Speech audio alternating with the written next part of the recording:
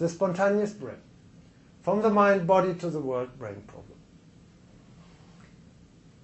This is a talk about a book which will be published in September in 2018 at MIT Press, where I put forward the thesis that the century-old mind-body problem can be dissolved and be replaced by what I like to call world-brain problem. I presented you in the first talk different lines of empirical evidence, how the brain works, and say we don't need to assume a mind in order to account for consciousness, but we need to go back how the brain integrates and aligns itself to the world. The world-brain relationship, and that can account for consciousness. That was an empirical claim. Now I want to provide you the more philosophical, ontological claim. So here, now I go deep into philosophical issues, and the first thing I will do, I will briefly recapitulate, very briefly, the main ideas from the first talk, and then plunge right into the philosophical, more ontological issues. The first talk was the first claim: we require a particular model of the brain, a spatial temporal model, a spectrum model. It's neither fully active in the sense of Immanuel Kant, nor fully passive in the sense of David Hume. And second, that model of the brain makes possible a spatial temporal model of consciousness. Consciousness is no longer considered atemporal and aspatial, as originally by Descartes, and also mostly in current accounts of consciousness and philosophy of mind, but it is spatial temporal in a specific sense. It's not spatial temporal in the sense that you can observe it as such. No brain scan will show you consciousness. However, it is spatial temporal in a virtual sense. It's like a 3D reality. That's what I mean, that consciousness and other mental features are spatial temporal. And you may remember this picture from the first talk, that the brain's spontaneous activity continuously creates a spatial temporal structure. It's like your car, when you step out of this building and you see your car suddenly moving around, and there's no driver in there. And it's not yet a self-driving car. It creates certain spatial temporal trajectory, goes back and forth. That's what your brain's spontaneous activity continuously does. If it loses the capacity to do that, it loses consciousness. That's somewhat akin to the Kantian concept of mind, Immanuel Kant assuming a certain spatial temporal structure in the mind, and I assume that you have such a spatial temporal structure in the brain's spontaneous or resting state activity. However, unlike Kant, I say you need to put this spatial temporal structure not up in some kind of transcendental features, but right into the neuroecological context of the world. So basically you need to put Kant into a neuroecological context. The brain aligns itself in a spontaneous or active way continuously to the world. That's what I call world-brain relation, and you will see now I try this, what I showed empirically in the first part of the talk. Now I provide you ontological support. So the main idea in the first part of the talk was really you have the world-brain relation, you have specific neuronal mechanism, temporal spatial alignment, like entrainment, like phase shifting. When you dance to music, you align your movements to the rhythm of the music. And that's exactly what your brain does. It aligns the rhythm of its own neuronal activity to the rhythm in the external world. That's what I mean by temporal spatial alignment. And that is central for consciousness. If the temporal spatial alignment breaks down, consciousness will break down. Important, that temporal spatial alignment, as already said, creates a spatial temporal relation between world and brain, and then you don't need to presuppose a mind anymore. You had the slide in the first talk. So now the more philosophical issues. how can the world-brain problem replace the mind-body problem? You see the slide. It's from the New Yorker, 2017, and I take this slide basically as a guide throughout the talk. What we need to go beyond brain over world-brain relation. We need to put the brain into the context of the world. That is the central thesis of this book. And we need to put the brain into the context of the world. In empirical terms, I showed you in the first talk. Now I show you in ontological terms in the second talk. And the third talk will be that even epistemologically and methodologically, we will need to put the brain into the context of the world. And that leads to nothing less than a Copernican revolution in neuroscience and philosophy of mind. But let's start with the ontological issues. Two main arguments. I suggest here a certain type of ontology. Usually ontology is based on properties and substances. That's a stronghold, particularly in Western ontology. And I also wanted, for the philosophical experts among you, when I speak here of ontology, I distinguish ontology from metaphysics. Metaphysics is about being and the logically conceivable world. Ontology is about existence and reality in the actual natural world / the world we live in. And usually metaphysicians like to consider ontology just as a subset of metaphysics. However, I argue that there must be some difference between the actual natural world and the logically conceivable world. And here I only focus on the actual natural world, which I characterize as spatial, temporal, and by relation. And so my meaning of ontology is sharply distinguished from metaphysics. Ontology, for me, I focus on those features that distinguish the actual natural world from other logically conceivable worlds. So for me, ontology is to be sharply distinguished from metaphysics. That also means that I do not take a purely logical view.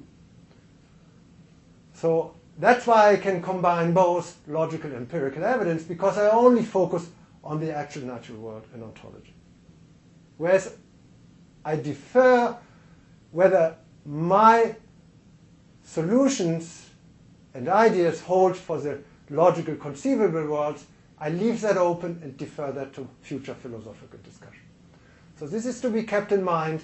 When I speak of the world-brain problem, I speak of an ontological problem, but not a metaphysical problem.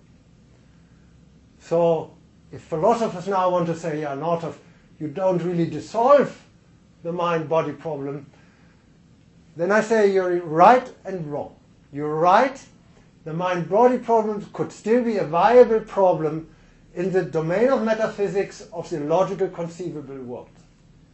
But I say that the mind-body problem is not a viable / empirically logically plausible problem within the ontological context of the actual natural world. That's all I'm saying. The second, and that's for that claim I say we need to introduce a different kind of ontology, a relation-based ontology, which I strongly base here on structural realism, in particular ontic structural realism. You will see I develop that, where property substances are replaced by relation and structure. And the second main argument in this talk will be what I call the contingency problem.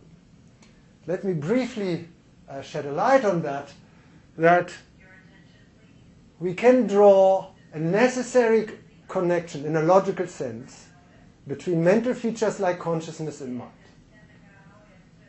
The concept of mind necessarily entails mental features like consciousness, sense of self, etc. However, that necessary connection cannot be found between the brain or the body and mental features. That connection is contingency, because nothing in the brain or in the body implies or entails mental features in a necessary way. So, and that's, for me, the core of the mind-body problem, the contingency problem. So, And even the current neuroscientific theories, because they're purely empirical, cannot address this contingency problem. So, however, I will argue that it is possible to draw a necessary connection in a logical sense between world-brain relation and mental features. If we can establish such a necessary connection between world-brain relation and mental features, we no longer need the concept of mind to establish a necessary connection between mental features and mind. Meaning, we can basically get rid of the concept of mind, we can dissolve it, and that also means that we dissolve the mind-body problem. That will be the second part of my talk.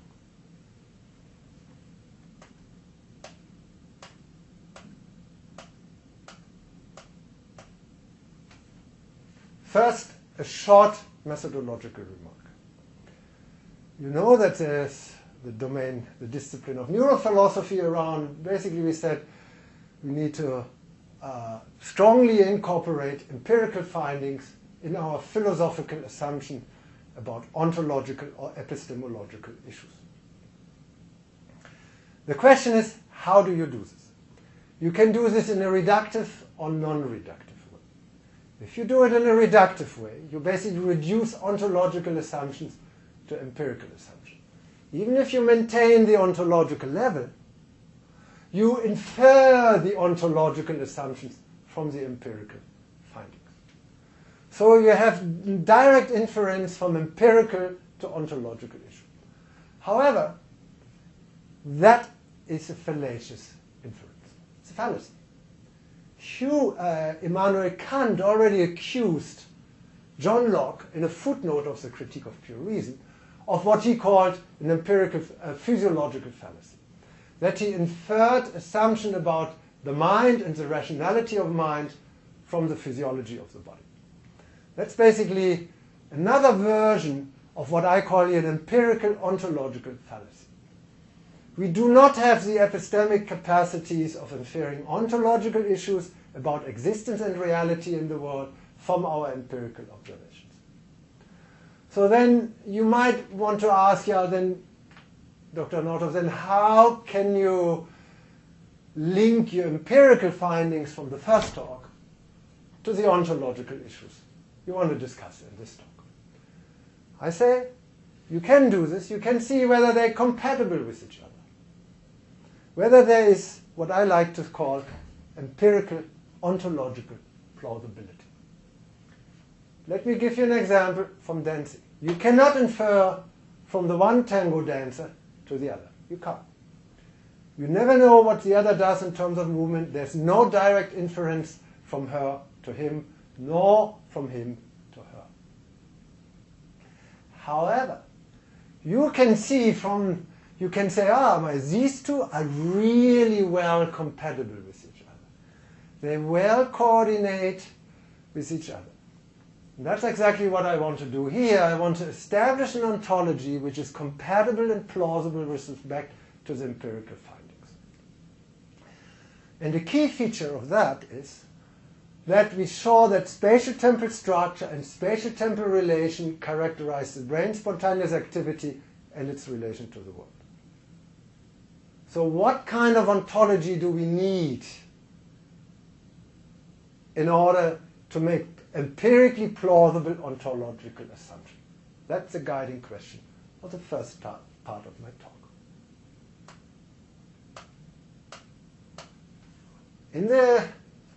You can basically distinguish between coarsely described two main forms of ontology. Element-based ontology on the left. So that's basically properties or substances as the most basic features of existence and reality. Here are properties. You have a mental property or a mental substance like Descartes assumed, and a physical substance or physical properties. And then you have relations between properties which are basically secondary. This is a model of existence and reality which is very pervasive, particularly in the Anglo-American context. And also much prevalent in current philosophy of mind, often more tacitly presupposed rather than explicitly spell it. Then you have a relation-based ontology. Here, relations are the basic features of existence in reality. Relations are primary, elements are secondary. That's a model of ontology which finds a lot of resonance, particularly in the Eastern and the Far Eastern tradition in China and Japan. In the Western world, you have authors like Alfred North Whitehead, Henri Bergson, going into this direction. This is one of the reasons why I published 2 papers on Whitehead in 2016. And I say that, and recently, very interestingly, that kind of ontology resurfaces in structural realism, what is called structural realism. That's where I will now head in the next slides. But let me first, again, describe. Element-based ontology is like this. You have first elements, and then you have relations. Relation-based is the other way. First you have relations, then you have elements. And then, of course, you have mind and body as different elements. Are they different properties or the same? That's the presupposition of the mind-body problem. So the mind-body problem is a problem which is basically based on an element or property-based ontology. Here, you say mind and body are the result of underlying processes with relation and structure. And now you see, that's where I try to make the connection to the brain. And this results in ontology in what is called ontic structural realism. This goes back, for instance, to Ladiman. Beni from Iran works on that, and Ensfeld from Lausanne, and many others. We have different kinds of structural realism, ontic structuralism, moderate, which gives a role to both relata and relation, as distinguished from eliminative ontic structuralism, where relata have no role at all anymore.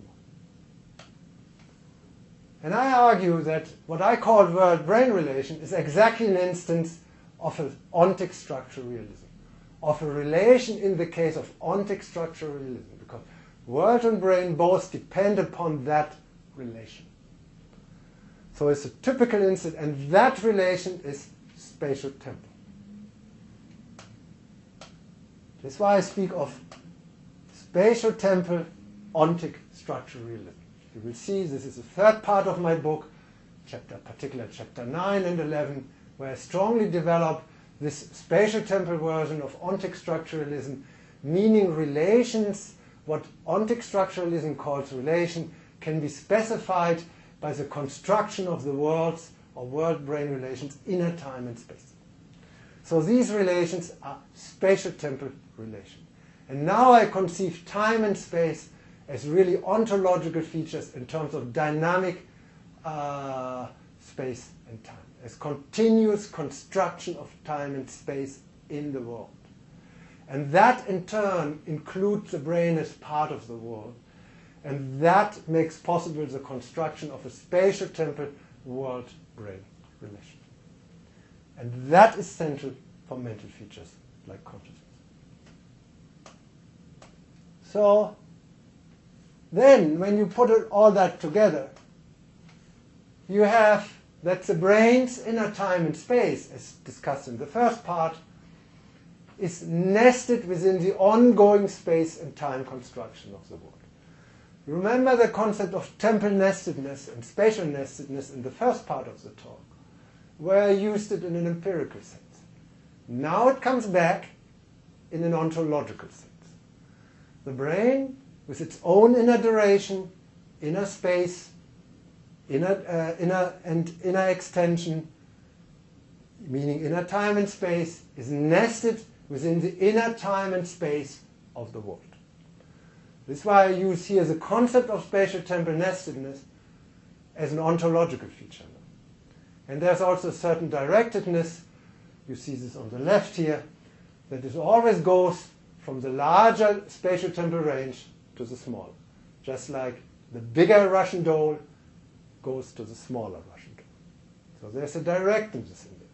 And that characterizes also the word brain. It goes from world to brain. That's why I speak ontologically of a world-brain relation and not of a brain-world relation. I will come back to that. The concept of brain-world relation is an empirical or epistemological concept, but not an ontological one. Ontologically, you need to speak of a world-brain relation is an ontological concept. We had the self-similarity. Now, in an ontological context, the brain is self-similar to the world in a smaller spatial-temporal scale. Just like the smaller Russian doll has the same shape as the larger Russian doll. And you had the Chinese example. You remember that from the first class. Exactly here, that's what I tried to indicate in this slide. The brain's frequencies, you've seen the slide before, is nested and contained within the world's much larger frequency range. So the brain is just a couple of smaller waves for the brain's much larger waves. Conceptually, this means I use the concept of spatial-temporal nestedness in two different senses. First, an empirical sense. So here it can be quantified, measurement, different kinds of measurements, power law exponent, DFA, detrended fluctuation analysis, and others, just for the neuroscientists among you. This is what is called scale-free activity. And our and others' data clearly show that scale-free activity, or the spatial-temporal nestedness of the brain spontaneous activity, is essential for consciousness. Then, now I use the term spatial-temporal in an ontological sense. So here, it should describe the self-similarity between world and brain in terms of their relation and structure. So this implies an ontology of structural realism, ontic structural realism. Then mental features are relations.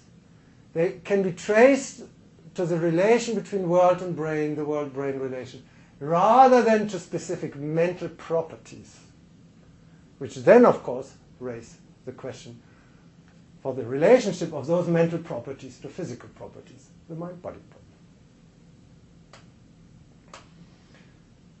Now, the philosophers among you might be confused about my use of the concept of world-brain relation as distinguished from brain-world relation.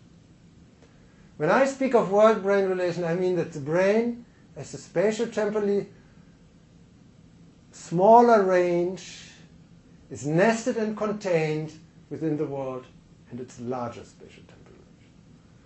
So the brain is nested within the world. This is what I try to indicate here. And that is world-brain, and that describes the existence and reality in the natural world. It's an ontological concept. Whereas, if you speak of brain-world relation, that's how the brain represents or knows or perceives the world. So here, the brain-world relation is an epistemic or empirical concept, but not an ontological concept. And in order to address the question of the existence and reality of mental features, we need to go back to the ontological level and hence the world-brain relation. So this is very important, because if you confuse the two, brain-world, world-brain, we confuse epistemological and ontological domains. And I say that we need to consider the ontological domain, the world-brain relation, to understand consciousness and other mental features. Whereas the brain-world relation, as you can see here on the right, we need to understand in order to get a glimpse of what cognition is, perception and cognition. So I make, as in the first talk, I make a sharp distinction between cognition on the one hand and mental features on the other. Now, not only in an empirical way, but also in an ontological sense.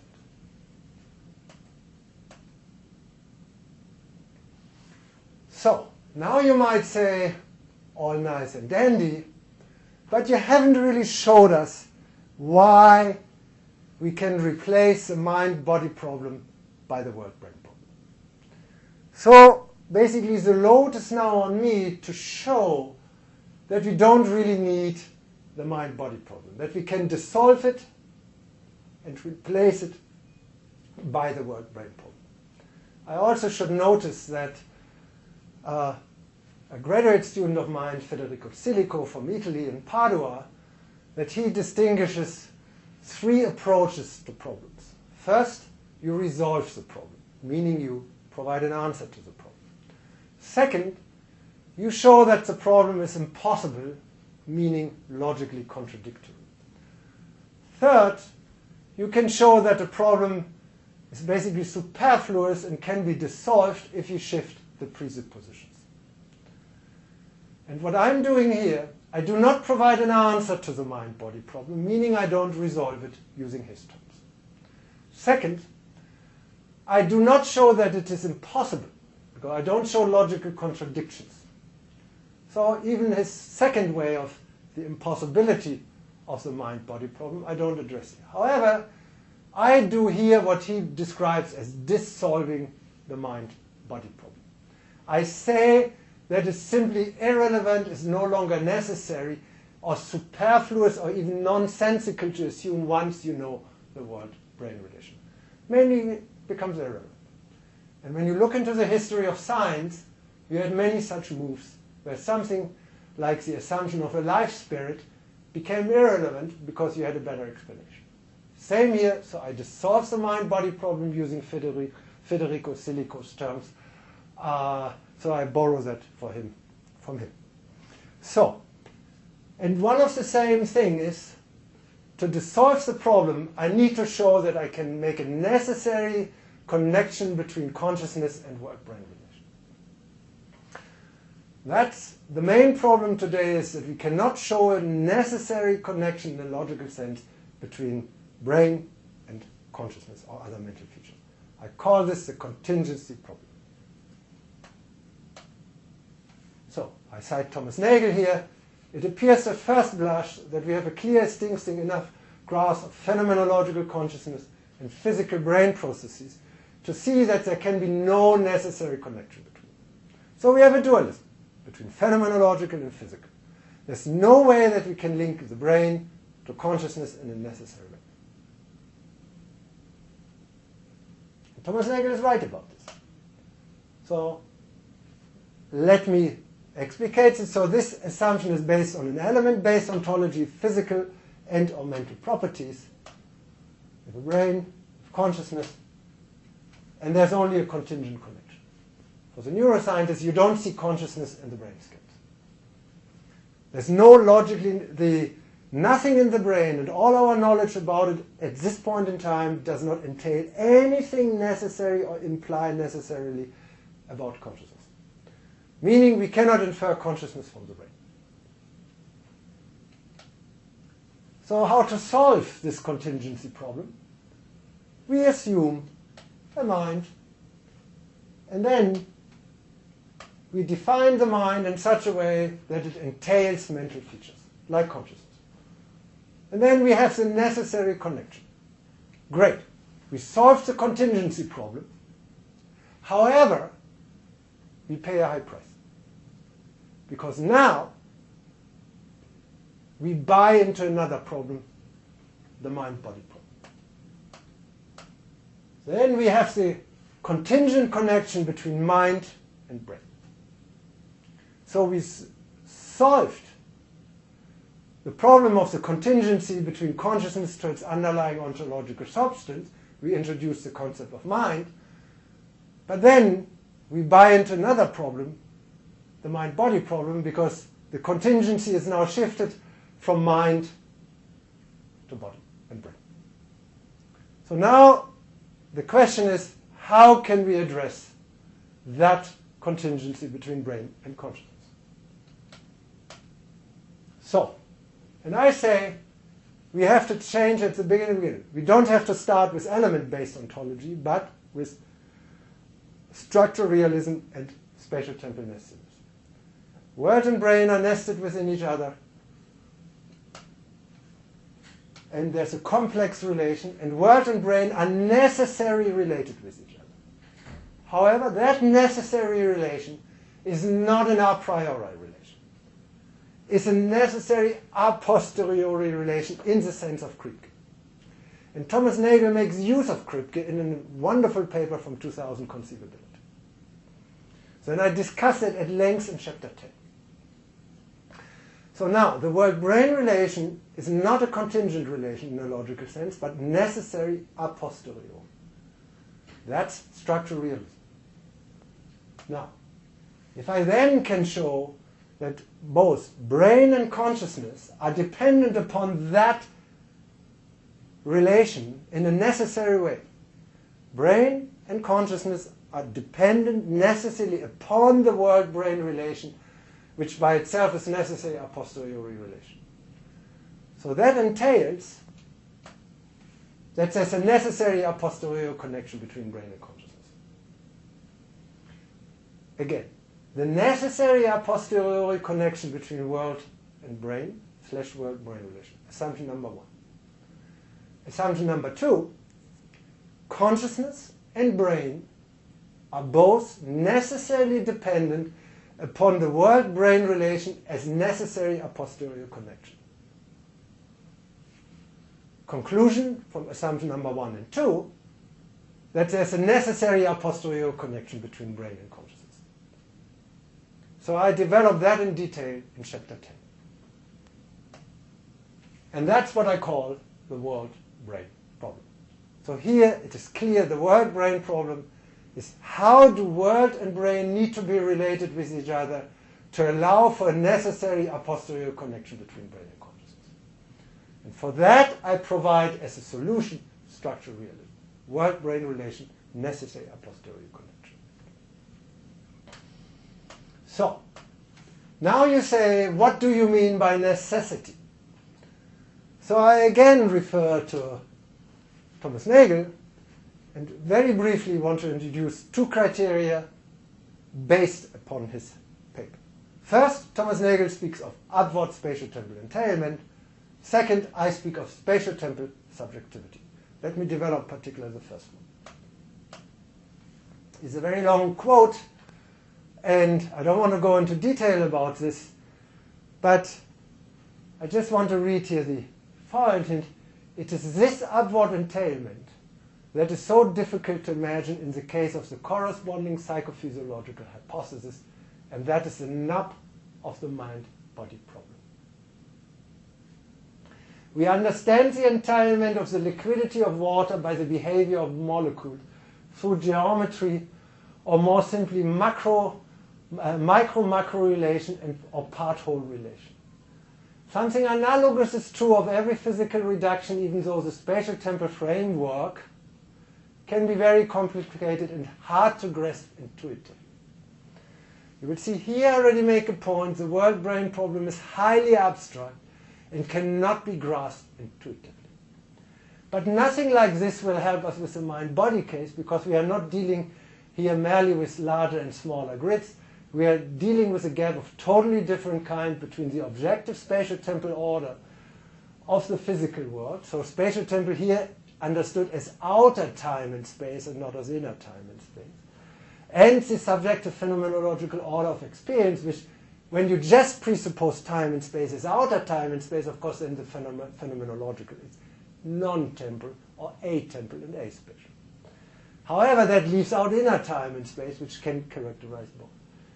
And here it seems clear in advance that no amount of physical information about the spatial temporal order will entail anything of a subjective phenomenological character. Wonderfully formulated, great Thomas Nagel, but you leave out inner time and space. And that provides exactly the bridge.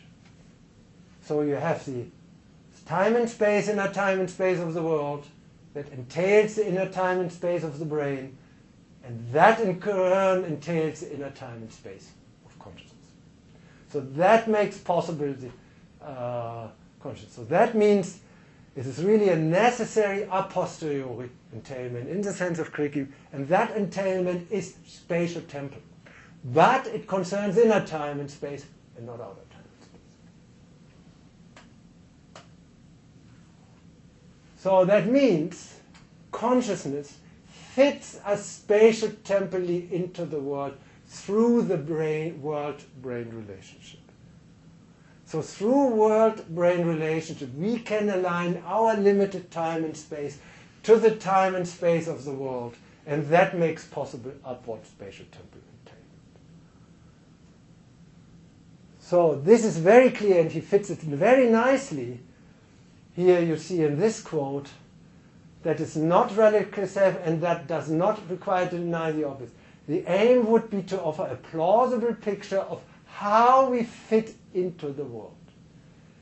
And I say we fit into the world spatial temporally, and that spatial temporal fit is consciousness and other mental features like synthesis.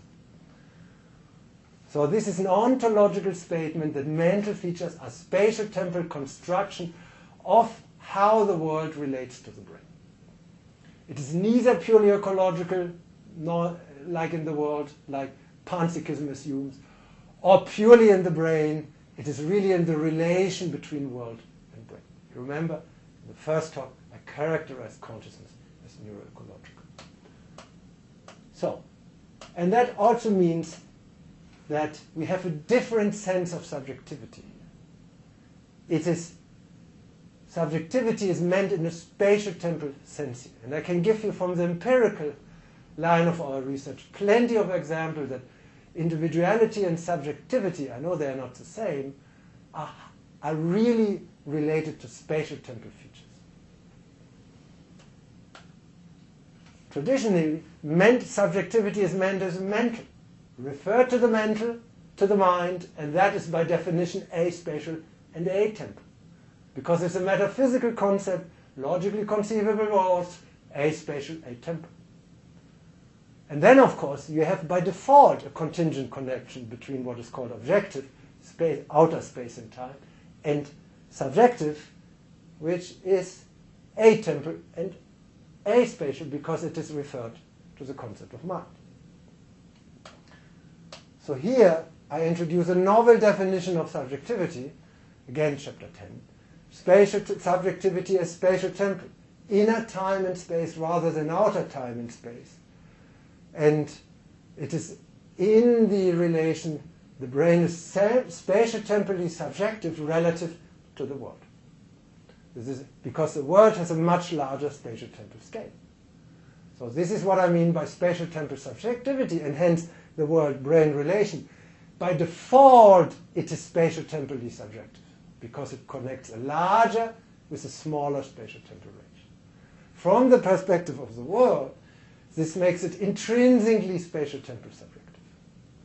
That's why consciousness is spatial temporally subjective.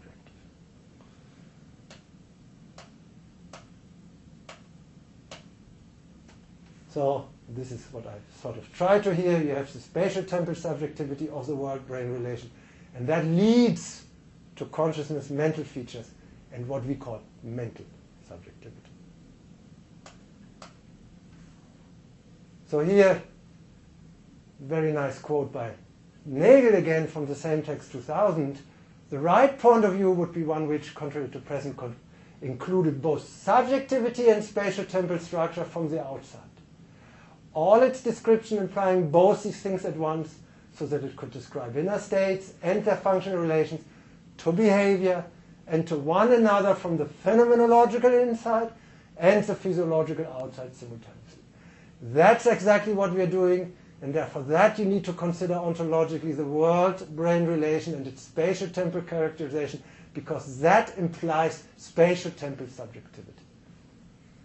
So you need to change your concept of subjectivity from mental subjectivity to spatial temporal subjectivity, and you need to change your concept of time and space from outer time and space to inner time and space.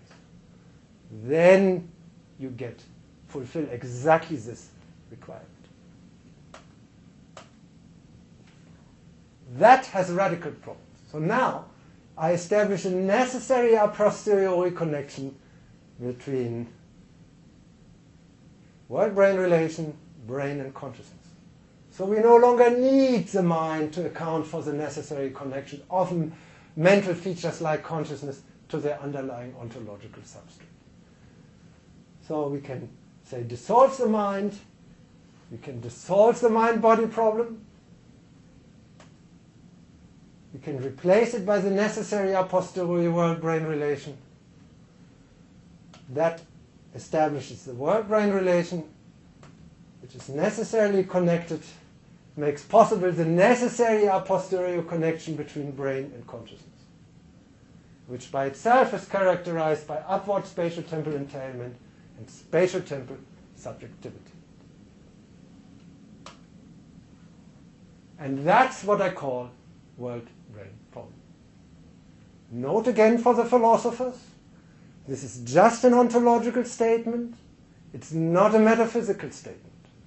As such, it concerns only existence and reality in the actual natural world we live in, but not any logically conceivable world as dealt with in metaphysics. So I replace or dissolve the mind-body problem by the world-brain problem only in an ontological sense. I leave open whether the world-brain problem also holds in the domain of metaphysics. And that is something I leave to you, expert philosophers, to discuss in the future. Now, coming to the end of this talk, you may say, how can this person resolve the conflict and the mind-body problem? Going beyond the brain, over world-brain relation to the world-brain problem. However, our intuitions are very strong.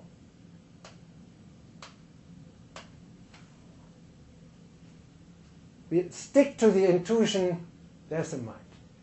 Northoff says, mind-body, world-brain problem, nice and dandy, but there must be a mind. If I don't have a mind, I don't have consciousness, I don't have subjectivity, that cannot be. So, in order now, I go even one step further. I need to address the source of your intuition of mind. Where does this intuition of mind come from? Which is so stubbornly resistant. And I say, for that, we need to consider our methodological approach to world and brain. And very radical, I say that we need to decenter, we need to detach ourselves from the brain as the center of the world and our mental life. Meaning, we require nothing less than a Copernican revolution in neuroscience and philosophy of mind. And I will show you that in the third talk of mine. Thank you very much.